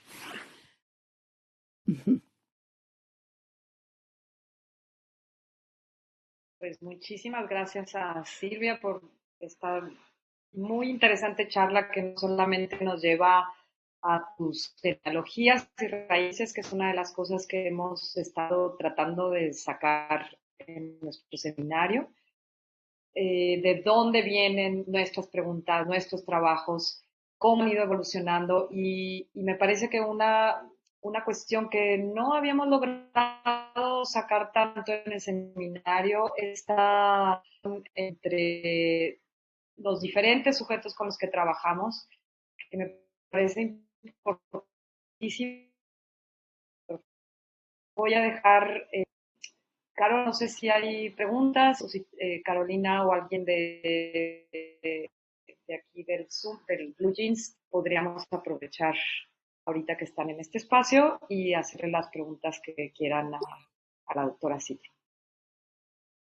Sí, bueno, vamos a abrir el espacio para la formulación, digamos, de inquietudes, preguntas, comentarios. Bueno, aquí rápidamente por el Facebook. Es Aleida, te saluda. Buenas tardes, muchas gracias por el espacio. Tengo una pregunta. ¿Tienen algo sobre esta metodología de performance e investigación que se pueda consultar? Perdón, ¿se me cortó un poquito? Sí, ¿Sí? preguntaba. Hola. Pero hay espacio. Sí. ¿Ahora sí? Estás de ¿Nos nuevo. escuchas? Ahora sí que preguntaba de esta metodología. Sí, si tienen alguna publicación sobre esta metodología performance investigación que se pueda consultar y dónde se Sí, pueda sí. consultar. No está todavía en formato de libro porque todavía lo estamos terminando, pero hay ya varios artículos dando vuelta, así que si querés ahora puedo dejar después comentarios en el Facebook, ¿no? Sí, listo. Entonces después les dejo un listadito de artículos sobre performance e investigación, si les sirve. Sí, sí, hay artículos ahí dando vuelta en la red. Muchísimas gracias. Perfecto. También lo podemos mandar por correo a los miembros del seminario, por supuesto, a las miembros del Perfecto. seminario. Y Bueno, si tú genial. por alguna razón no puedes ponerlo ahí en el Facebook, nosotros también se los podemos mandar. Bárbaro, sí, sí, pues debo tener ahí un archivo con los artículos. Sí, sobre todo porque hay experiencias muy diferentes. Digo, aquí no he tenido tiempo de hablar, pero está esta experiencia con los TOBAS, pero bueno, estas experiencias de teatro etnográfico. Hemos trabajado sobre violencia de género, también hay todo un trabajo de talleres para trabajar la problemática de la violencia, talleres de video también que se han realizado con comunidades indígenas. Y que bueno, hay otro trabajo sobre racismo y exclusión, también toda una performance, unos talleres para trabajar la problemática del racismo. Entonces sí, hay como ya un corpus ahí de trabajos que se empezaron a generar eh, con estas metodologías más participativas y que involucran la propia corporalidad. Muchas gracias. Excelente. En el espacio de Blue Jeans, Celia, ¿no? Qué gusto compartir. ¿Será que podrás ahondar un poco en la parte metodológica que se basa en el performance desde una reflexión epistemológica? De antemano, muchas gracias y felicidades. Bien. Y no sé si las leo seguido, ¿te parece, Ale? ¿Va a haber Sí, alguna más? Vale. Sí, sí. sí, voy anotando. Y bueno, Joan Francisco, buenas noches. Muchas gracias, muchísimas gracias por su presentación. Yo quisiera su opinión en lo siguiente. Me encuentro intentando desarrollar una investigación sobre cómo el COVID ha cambiado o no patrones de género, particularmente entre varones. Parte de mi aproximación incluye el uso de herramientas audiovisuales. Algo que he encontrado y que me da algo de miedo es la reticencia de los varones a abrirse a este tipo de metodologías y participaciones. ¿Crees que voy a tener muchas dificultades? Saludos. Bueno, comienzo por el final, justamente, que me parece que es un caso interesante. Yo creo que lo que tenemos que tener cuidado con estas metodologías es que no se transformen en dispositivos fijos, ¿no?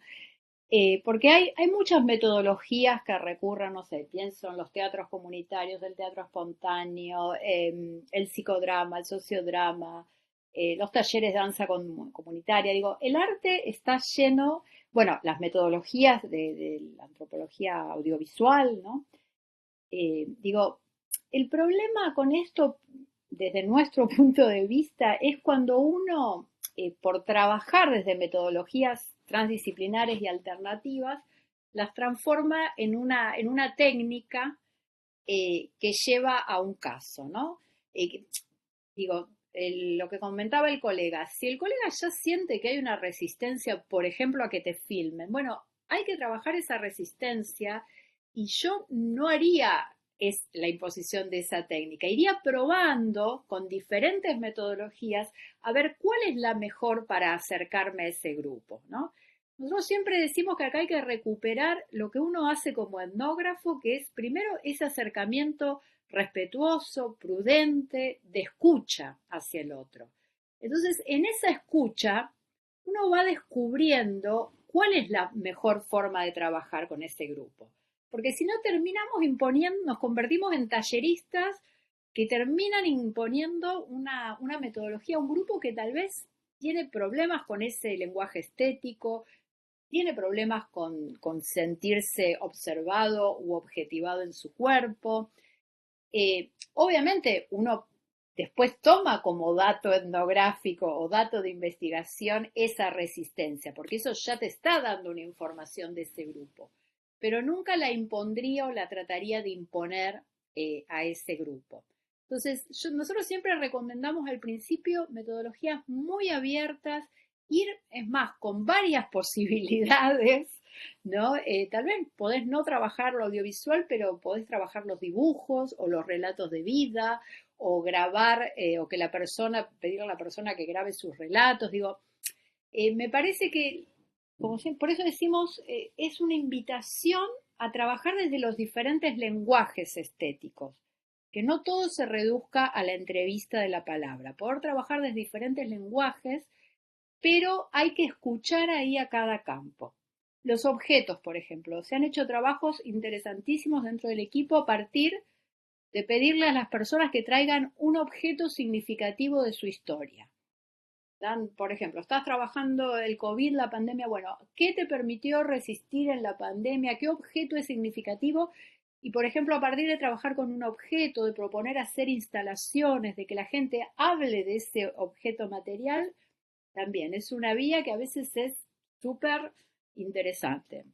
En otros grupos funcionará la danza, en otro grupo hacer una canción, ¿no? Me parece que acá es clave que lo que planteamos desde la performance, y por eso hablamos de performance, para la persona que preguntaba por qué performance, porque justamente no nos queremos circunscribir a un lenguaje específico. No se trata de ser ni especialistas en danza, ni en teatro, ni en audiovisual. Por eso se trabaja colaborativamente, que ahí vamos también a contrapelo de la academia que nos sigue pidiendo investigaciones individuales. Y claro, uno no es especialista en todo. Y uno se va dando cuenta que con algunos grupos es mejor trabajar desde los objetos, con otros grupos desde los dibujos, con otro grupo desde el baile, otros grupos les encanta actuar. Digamos, lo que proponemos es eso, abrirnos a que no sea solo la palabra en formato entrevista el único medio de acercarnos a comprender un otro. Pero insisto, reconocemos que esto es muy difícil de hacer individualmente, por eso casi siempre son trabajos de equipo. Y siempre recordar, lo que hace el poder es fijar, ¿no? Como ya dije desde Marx en adelante, el poder opera fijando las relaciones, fijando las metodologías. Esto va en contra de la fijación, pero no porque sea un anarquismo metodológico, ¿no? Porque tampoco nos gusta mucho esas cosas de la no metodología, sino porque lo que planteamos es esa apertura, que es muy propia de la etnografía, para poder escuchar cuál es la mejor forma de entablar esa comunicabilidad con ese otro, ¿no? Entonces, por eso decíamos, son estrategias abiertas y móviles las que planteamos. Y por eso nos situamos dentro del campo de la performance, porque no nos restringe un lenguaje, porque además pensamos, bueno, en mi caso que vengo de trabajar con pueblos indígenas, que toda la cultura popular, uno ve que la música se mezcla con la danza, con la comida, con la bebida, o sea, los rituales eran prácticas multifacéticas. Entonces, obviamente todo el proceso de especialización de las artes también es corolario de la modernidad colonialidad. Entonces, también hay una cierta vocación antropológica e intercultural de pensar que los seres humanos solemos manejarnos con todos esos lenguajes, ¿no? En lo que fueron los rituales y lo que es la cultura popular, Entonces también recuperamos la noción de performance desde ahí, desde ese campo. Que yo a veces hacer una comida puede ser una metodología de investigación con mujeres, juntarse a cocinar, por ejemplo, y ver qué pasa cocinando algo, ¿no? O sea, estoy dando como ejemplos así muy, pero quiero como invitar a eso, a tratar de descubrir cuáles son, como dirían también los decoloniales, las estésicas locales. No podemos ir ni con nuestras técnicas ni con nuestras estéticas a imponerlas al otro, sino que primero hay que escuchar y ver por dónde va esa otredad, ¿no? Y la resistencia se toma como dato, pero no se empuja, ¿no? No se la quiere imponer. Ya es un dato que haya resistencia, y eso será un dato de la investigación, ¿sí?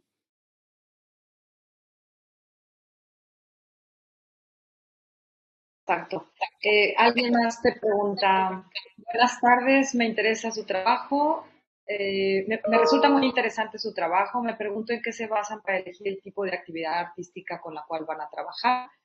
Justo es lo que dijimos, sí, creo que quedó contestado, sí. Así es. Sí. Y si trabajas también con salud mental, además de con talleres con pueblos originarios. No, ¿Tienes algún trabajo? sí, yo en lo personal no, lo que más se parece, digamos, por el tipo de problemáticas que salieron fue el taller sobre violencias de género, que eso después les voy a pasar el link del artículo, igual ahora está por salir otro que va un poquito, digamos, más ahí porque trabajamos ahí también con un psicoanalista, entonces es como la parte que más dialogamos. Pero lo que estamos viendo sí es que estas metodologías obviamente tienen mucho que ver con los trabajos con el tipo de trabajo que se podría hacer en salud mental. Pero bueno, soy como muy respetuosa ahí de los campos y creo que ya la cuestión terapéutica implica un pasaje diferente, ¿no? Lo que nosotros podemos ver, perdón, lo terapéutico, quise decir. Lo que sí nosotros podemos ver es que estas metodologías tienen efectos terapéuticos. O sea, si bien no están en su origen hechas con una intencionalidad terapéutica, sí vemos que al trabajar desde la corporalidad, desde lo sensible, evidentemente hay efectos terapéuticos. Y sí estamos escribiendo algo sobre eso con Salvador Batalla, que es un psicoanalista, que es colaborador del equipo, con una obra de foto performance, Los cuerpos de Magen, que hicimos durante la pandemia. Así que bueno, ese librito, Los cuerpos de Magen, está por salir, es lo más, digamos, cercano que tenemos a lo terapéutico porque justamente se habla de eso, ¿no? De cómo organizar estos diferentes cuerpos que tiene este personaje Magen, le permitieron ejercer ciertas tácticas de resistencia a situaciones de duelo y de pérdida, ¿no? Magen significa maquinaria alada guerrillera esponjosa mutante. Es un acrónimo así. Entonces, bueno, es un personaje que va mutando con muchos cuerpos y ahí sí estamos trabajando esta idea de las tácticas de resistencia, en las cuales la sensibilidad, pero unida a la reflexividad, que digamos, eso es lo que queremos tramar en esta que llamamos performance investigación. No se trata de un trabajo de pura catarsis, de la exploración de lo sensible, está todo eso, pero unido a un trabajo reflexivo. Entonces creemos que en esa articulación es donde se producen efectos terapéuticos. Hace poco terminamos un seminario con estas metodologías y justamente un estudiante nos dijo eso, que nos sorprendió. Todo bárbaro el seminario, pero fue muy sanador, ¿no? Fue lo primero que nos dijo. Y nos quedamos pensando, porque decimos, claro, o sea, más allá de que no es nuestra intención, esto mueve la subjetividad y tiene efectos transformativos. Así que creo que sí, todo el campo de la interacción entre arte y reflexividad y lo terapéutico, hay mucho por hacer todavía. Sí. Pero bueno, cuando salgan Los cuerpos de Magen, ahí va a haber algo. Sí. Primero. Yo tengo una inquietud con tu trabajo, que siempre la he tenido desde que te empecé a seguir. y que ahorita aprovechándote que estás aquí, me gustaría que nos platicaras, o sea, cuando uno produce este tipo de trabajos colaborativos, ¿no? En los que salen las subjetividades de otras maneras, porque no necesariamente es un trabajo etnográfico tradicional, evidentemente, ¿no? También cómo reflexionamos lo que eso produce. O sea, al hacer una obra de arte o un producto específico o un producto colaborativo, me parece que también hay que hacer una reflexión sobre eso y qué produce, ¿no? ¿Cómo han hecho ustedes para trabajar esto y qué han pensado sobre el efecto, pues sí, los efectos que tienen sus obras ahora? Porque digamos, cuando produces un libro, pues el efecto es para la comunidad académica, acá se queda, ese es el problema, ¿no?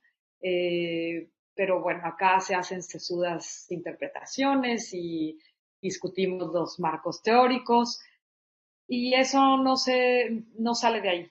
Pero al producir algo como lo que tú estás haciendo, te sale de las manos, tiene vida propia, es otra cosa, ¿no? Completamente diferente, que a mí me encanta. Pero ¿cómo entonces podemos reflexionar sobre el efecto que eso hace?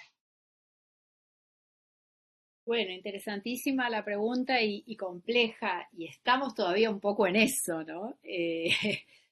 Pasan cosas, a ver, por un lado hay una reflexividad que emerge en el propio proceso de trabajo, ¿no?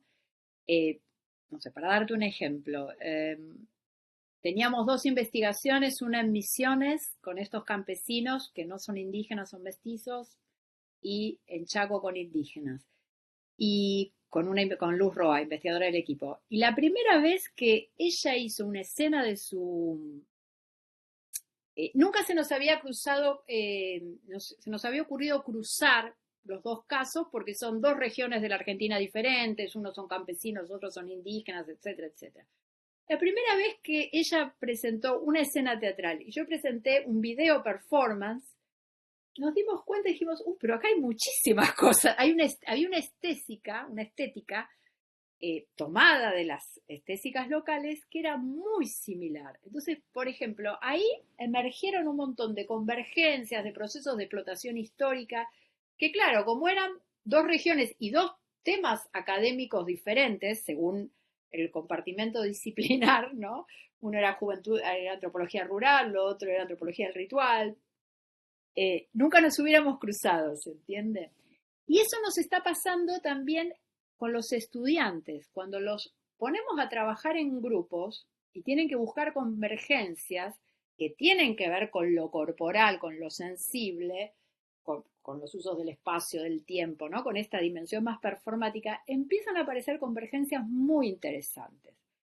Entonces, ahí es donde decimos que el trabajar desde estos lenguajes sensibles habilita otras reflexividades, ni mejores ni peores, ni, ni es que eso va a reemplazar a la palabra o a la investigación etnográfica, ¿no? Pero, por ejemplo, aparecen estos lugares de convergencia que estamos viendo, que son interesantes.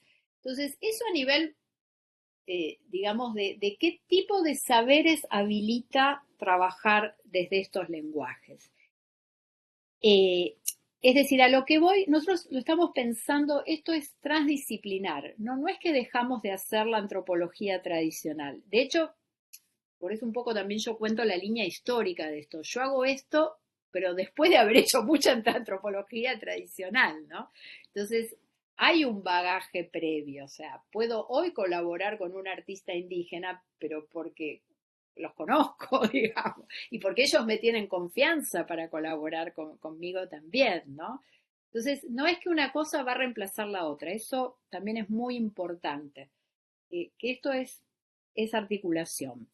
Y lo que sí produce, digamos, es en lo actual, ¿no? Y para el trabajo con las comunidades, no sé cómo explicarlo, pero es un salto cualitativo para mí. Por ejemplo, ahora que estamos produciendo un disco con una cantante indígena, ¿no? no es que ella tenía ya su disco y nosotros, digamos, le hacemos todo para que grabe. No, el mismo proceso de seleccionar las canciones, de ver qué relatos le va a poner y qué no, de yo traer memorias de mi trabajo de campo y decir, pero yo me acordé que tal anciana también me había, ay, puede ser que ese canto, o sea, te empieza a generar un proceso que es netamente diferente. Eh, digamos que solo desde la palabra nunca hubiera salido.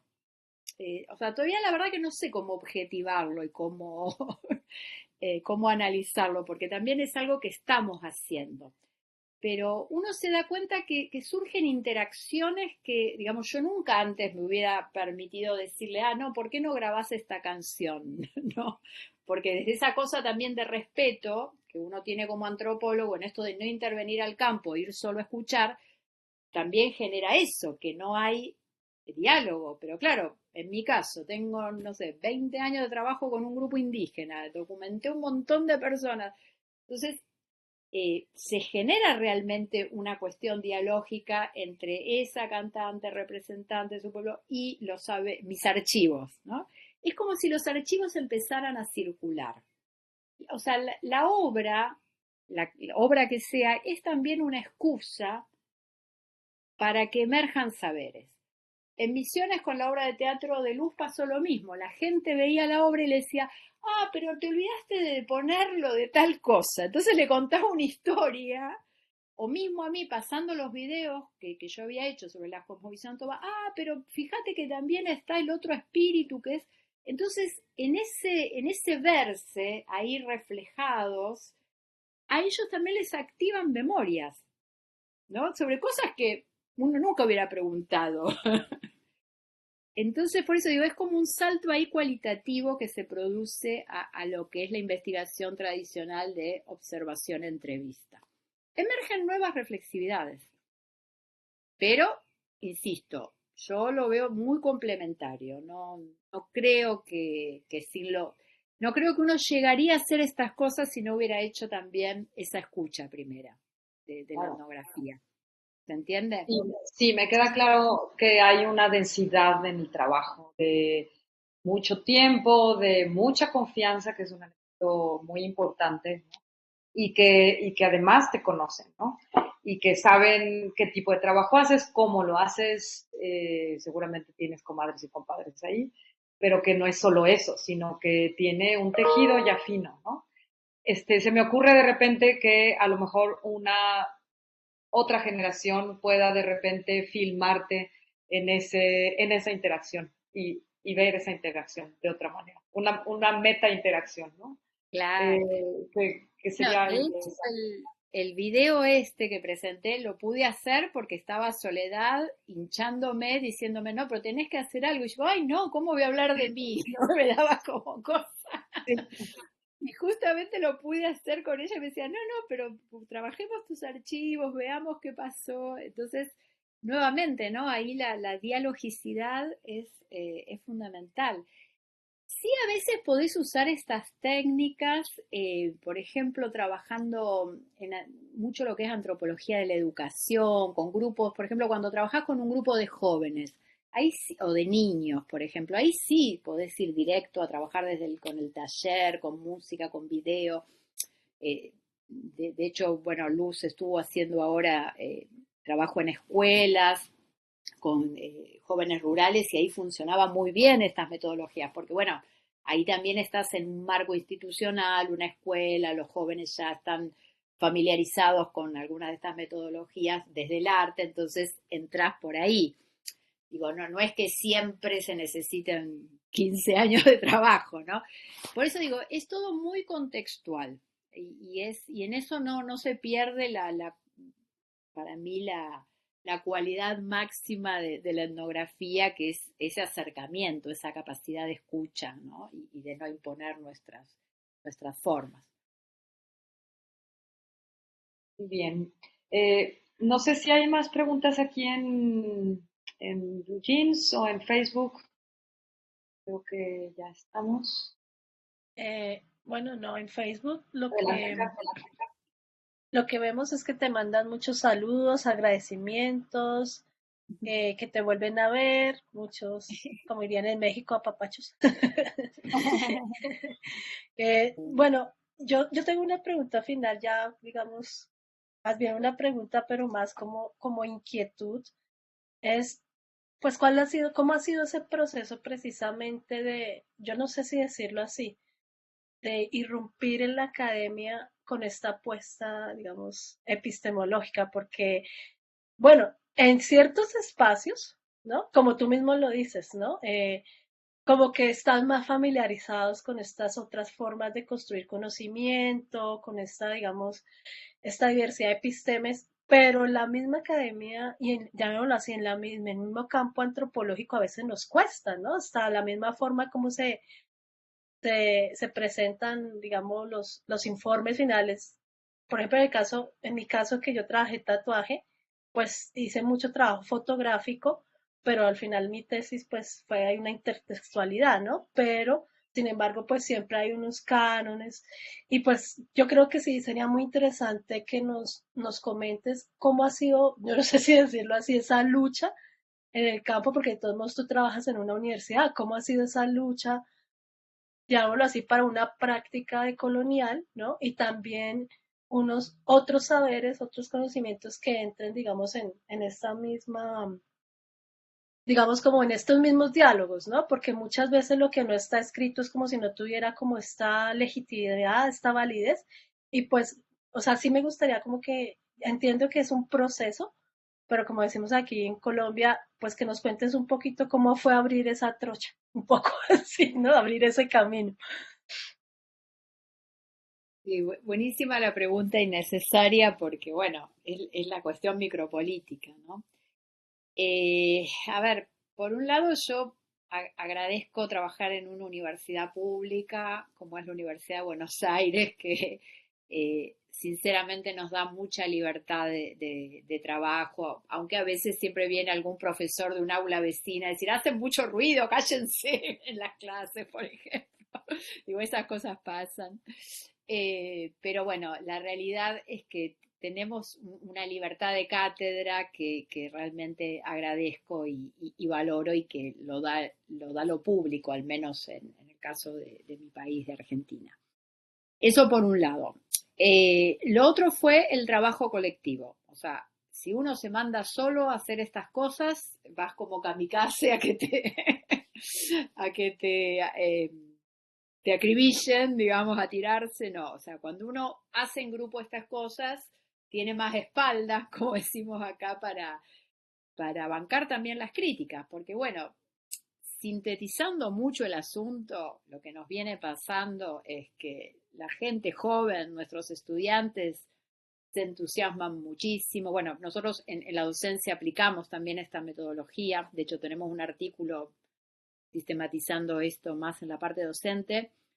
Los jóvenes en la universidad, como decimos acá, se copan, se enganchan, les gusta, porque descubren otra manera de aprender, usan los conocimientos, ¿no? Entonces solemos tener como muy buena recepción en los estudiantes y con la generación de los profesores, de mis profesores, yo ya tengo 51, 2, o sea, los más grandes, y hay de todo.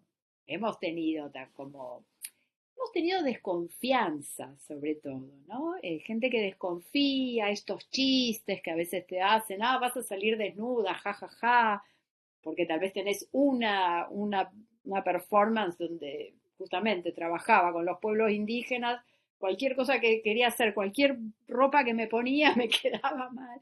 Pero bueno, digo, estos chistes donde se mezcla la cosa medio sexista, ¿no? También. O esto de que parece que ya no haces antropología y haces arte. La verdad, hemos tenido de las dos cosas. Hemos tenido como, pero más que críticas así fundadas de que nos dijeran, no, esto no funciona, es como esos chistes, esa desconfianza, ¿no? Eh, También esto de que no parezca una cuestión posmoderna, por ejemplo, ¿no? Hay que estar como siempre explicando, yo por eso siempre digo, no, pero acá hay una metodología y hay una argumentación, no se trata de solo ir a hacer arte. Eh, entonces, bueno, ha sido un camino. con luces y sombras. Y lo que sí, paralelamente a todo esto, nunca dejamos de escribir, como siempre digo. Y a la vez yo lo valoro, porque, insisto, no se trata acá de que una cosa reemplace a la otra. Realmente son dos modos de saber hacer. Es eso, son dos modos y que a mí también me gusta pensarlo interculturalmente. Y siempre digo, bueno, la modernidad, una de las cosas buenas que nos dio fue el pensamiento analítico, fue la escritura, fue la argumentación, y todo eso lo valoro. Y en eso me siento muy moderna, siempre digo. Pero también valoro el trabajar desde la performance, que es lo que siempre han hecho los indígenas cuando se juntaban a contar un mito y el mito se contaba con el fuego en ronda y con una performance. Es como justamente, por eso decimos de la apertura a la interculturalidad, ¿no?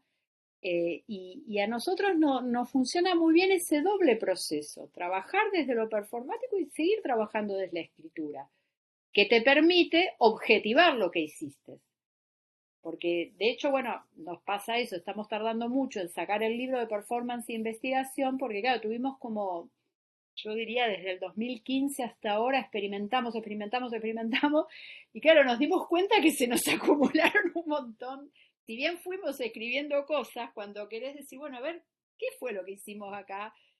Y justamente el proceso de escritura, que lo iniciamos con la pandemia también, nos sirvió como eso, para parar, detener la experimentación y empezar a tratar de entender qué estaba pasando.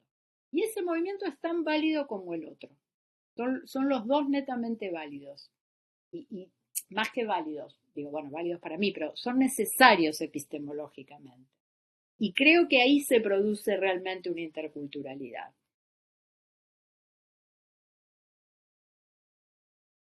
Muchísimas gracias. Pues no, está súper interesante. No sé si alguien más. Creo que con eso vamos cerrando, pero sobre todo muy inspirador, Silvia. Yo creo que a todos nos diste ahorita un montón de ideas y aunque, digamos, seguir tu trabajo por escrito, por supuesto que uno tiene ideas, pero ahorita al estarte escuchando y ver el video, precisamente ver otros productos, pues me parece que pica la creatividad, ¿no? Entonces eso ayuda mucho. Muchas gracias. Y bueno, vamos cerrando, claro, para invitarlos el próximo año, grupos de trabajo, etcétera. Adelante. Bueno, de nuevo, ¿no? Agradecerte, pues, ese compartir, ¿no? Este compartir, este espacio. Yo creo que nos has alimentado de esa manera, ¿no? Con la palabra. Entonces, muchísimas gracias por parte, digamos, de todos los organizadores, de Dani, que no pudo acompañarnos por un tema de salud. Y bueno, también agradecer a todos y todos los que nos acompañaron por el Blue Jeans, por el Facebook. Esto, como dicen acá, es solo un hasta luego. Ya vamos a vivir la Navidad, las novenas, las posadas, bueno, todo este tema de familia. Y pues una invitación, ¿no? Para seguir construyendo, seguir pensando, reflexionando. Y bueno, Silvia, pues siempre pues muy bienvenida a nuestros corazones y bueno, esperemos que el otro año sigamos en contacto y que podamos como hacer, digamos, trabajo en red como ustedes lo están también trabajando. Eh, recordarles que para el otro año, pues estamos, bueno, que en este año terminamos la convocatoria de grupos de trabajo y pues estamos en este ejercicio, ¿no? de proyectar el trabajo y las metodologías para el siguiente año, como también como una manera también que nosotros estamos experimentando nuestro seminario, también de toda la experiencia que hemos tenido en estos años y que también hemos tenido la necesidad de empezar a como mirar otros espacios y escenarios y formas de producir y de reflexionar y socializar, ¿no? Entonces, muchísimas gracias a todos y todas por habernos acompañado este año. a todos los que nos acompañaron con la palabra en los distintos encuentros y pues Silvia, un placer siempre verte. Y bueno, un saludo pues muy grato desde Colombia. Gracias, Silvia. Esperamos estar en contacto contigo, con el grupo de antropología de los cuerpos, de los cuerpos. Y el próximo año recomenzamos en marzo. Nos podemos recomenzar en marzo. Mil gracias a todas, a todos, a todos.